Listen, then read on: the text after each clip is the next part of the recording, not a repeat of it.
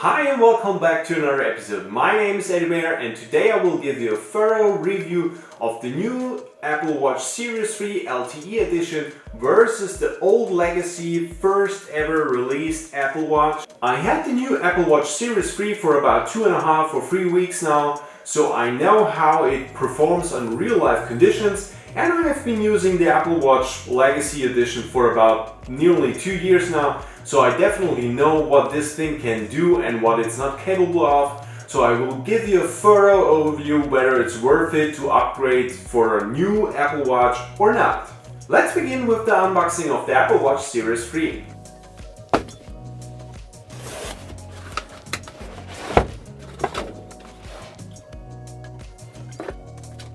Okay, so this is the new Apple Watch Series 3 with the LTE module. So as we know it from Apple, it is packed very slick. And as you can see on the red writing and the red dot on the crown, it is the LTE version. This is the beautiful new stainless steel 42mm Apple Watch Series 3. We already knew this packaging from the first version, so nothing new here. From the first look, this is the one with the white band, so nothing new there. Also, it kind of feels a bit more heavy than the original version I have here, but still very beautiful, and it's a bit more shiny than mine is. Okay, so let's see what we also receive with it. Some paperwork. Oh, and there is the other part of the band, so if you have smaller wrists you can use this one to attach it to yourself. And here is the charger. Nothing new there, except there's a big difference to the first versions of the Apple Watch, because this cable is really short, and I will show you my original cable later, and that one is way longer. It's like 3 times or 4 times longer than this one here. Also, we have the charging brick. So this is basically all what you get with the new Apple Watch Series 3. So in the unboxing I told you that Apple decided to change the length of the charging cable compared to older Apple Watch series. And this is the length of the new charging cable, so it's about 1 meter long. And this cable here is the charging cable for the first ever released Apple Watch. So Apple decided to cut the cord in half. So basically this is 4 lengths and I had 2 before. So this is about 2 meters long. This is a big benefit if you want to charge your Apple Watch on your nightstand. I also stated in the unboxing that the new Apple Watch feels heavier than the old Apple Watch. So to prove this to you, I threw them on a scale. As you can see, the old legacy Apple Watch weighs about 50 grams. But now let's throw in the new Apple Watch Series 3. And surprise, it's not much, but it's something. The new Apple Watch weighs 53 grams. With an item you wear every day, you will even notice the slightest changes in weight or even in the shape of the object. So after a few days you won't even notice the few grams more, but something you will definitely notice is the change in the body of the new Apple Watch.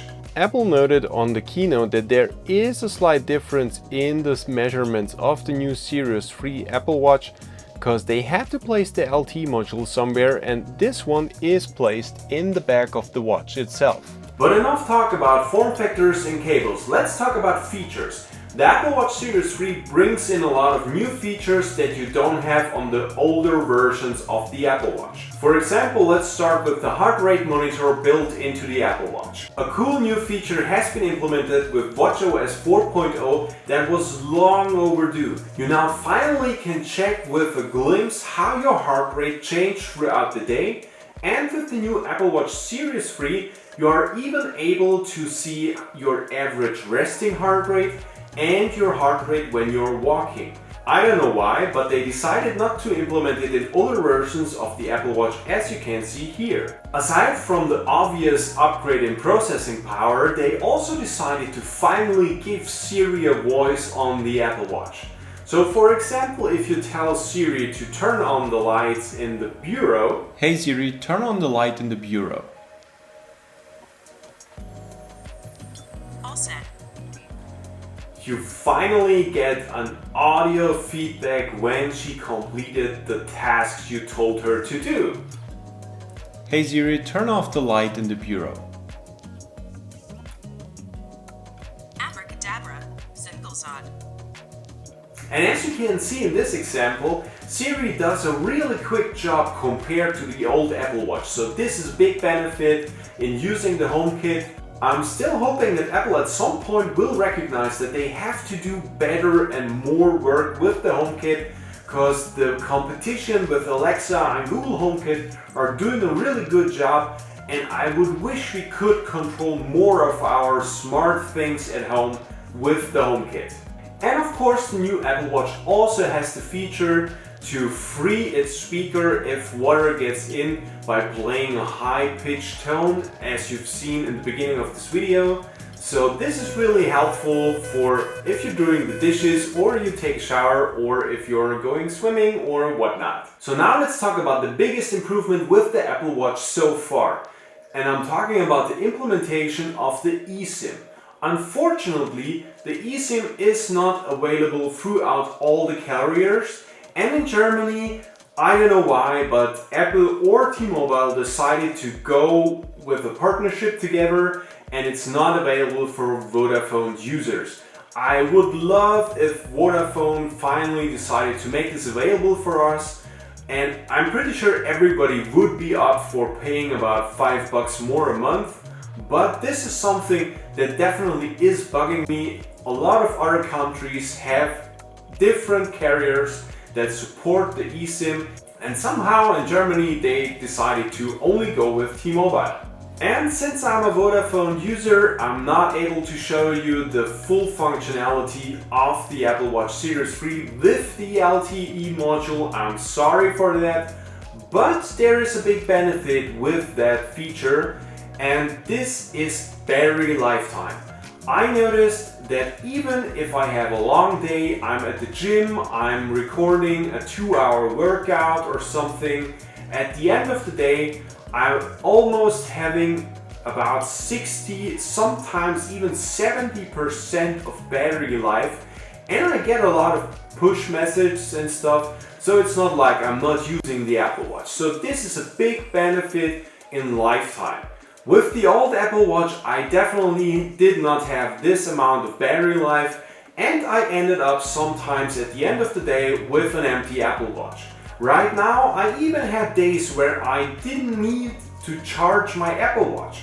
I even tried it, and I was able to go for 3 days without charging the Apple Watch. And this is something that is definitely a big step up in using wearables or smart wearables. Of course, I guess if you are able to use the LTE module in your Apple Watch, this battery time will definitely decrease, but still it's a good sign that they tweaked a lot on the battery and you have a lot of more juice in there than before. Okay, so what's my conclusion to all of this? If you're an Apple Watch user from the first hour and you still have the first Apple Watch or the Series 1, the upgrade for the new Series 3 is definitely a big step within performance and usability, because this one is really fast compared to the other versions of the Apple Watch.